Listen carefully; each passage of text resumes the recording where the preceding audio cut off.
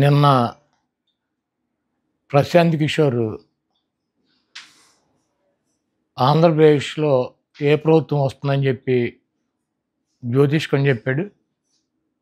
ప్రశాంత్ కిషోర్‌కి ప్రస్తుతం ఏ రాష్ట్రంలోనూ కూడా ఎవరు కూడా అతన్ని ఏ రాజకీయ పార్టీ వ్యూహకర్తగా పెట్టుకోలా.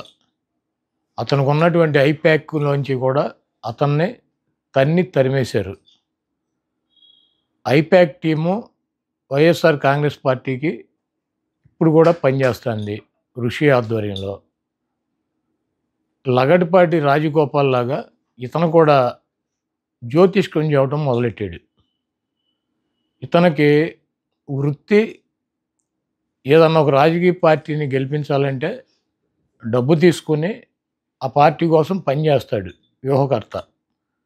ఇతను తీసేసిన తహసీల్దారు ఐపాక్‌లోంచి తరిమేస్తే అతనికి ఎటువంటి టీము లేకుండా బీహార్‌లో ఒక రాజకీయ పార్టీ పెట్టి పాదయాత్ర చేసి డిజాస్టర్ అయిపోయి డిస్పోజల్ అయిపోయాడు. ఎవడో కూడా పెట్టుకునేటువంటి పరిస్థితి లేదు.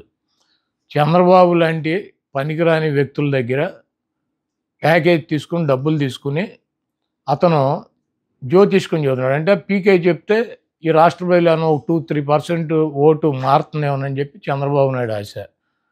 కేసీఆర్ మళ్ళీ అధికారంలోకి వస్తాడు. ప్రతిపక్ష పార్టీలకు సరైనటువంటి నాయకుడు లేడు. కాబట్టి కేసీఆరే మళ్ళీ అధికారంలోకి వస్తాడని చెప్పి ఇదే పీకే తెలంగాణ ఎన్నికల ముందు చెప్పాడు. రాజస్థాన్‌లో కాంగ్రెస్ పార్టీ డంపింగ్ మెజార్టీతో వస్తుంది. అక్కడ బీజేపీ ఎట్టి పరిస్థితిలో రాదని చెప్పి జాతకం చెప్పాడు. ఛత్తీస్గఢ్‌లో కాంగ్రెస్ ప్రభుత్వమే మళ్ళీ ఏర్పడుతుంది.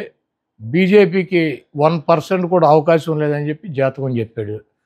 ఎప్పుడు ఇవన్నీ కూడా ఈ 3-4 నెలల్లోనే చెప్పాడు. మొన్న జరిగినటువంటి డిసెంబర్ ఎన్నికల్లో ఈ 3 రాష్ట్రాలకి జాతకం చెప్పాడు. ఇప్పుడు వచ్చి ఆంధ్రప్రదేశ్‌లో జగన్మోహన్ రెడ్డి గారు గెలిచే అవకాశం లేదు, తెలుగుదేశం పార్టీ గెలుస్తుందని చెప్పి జ్యోతిష్కం చెప్పాడు. ముందు జగన్మోహన్ రెడ్డి గారికి కంగ్రాచులేషన్స్ చెబుతున్నాం. ఎందుకంటే ఇటువంటి పనికిరాని తీసేసిన తహసీల్దారులు లగడపాటి రాజగోపాల్ గారు, ఈ పీకే ఇటువంటి వాళ్ళు డబ్బులు తీసుకుని సర్వేలు చేయకుండా ఎక్కడా కూడా పని చేయకుండా నోటికి వచ్చినట్టు పిచ్చివాగుడు వాగి ప్రజల్ని ఏమన్నా 2%, 1% నోటలుగా ఆలోచించేవాడు ఓటు ఏమన్నా చంద్రబాబుకి వేయించాలని చెప్పి విశ్వ ప్రయత్నాలు చేస్తున్నారు. ఇటువంటి పనికిరానటువంటి వ్యక్తులు చెప్పేటువంటి మాటలను ఈ రాష్ట్ర ప్రజలు పట్టించుకోరు.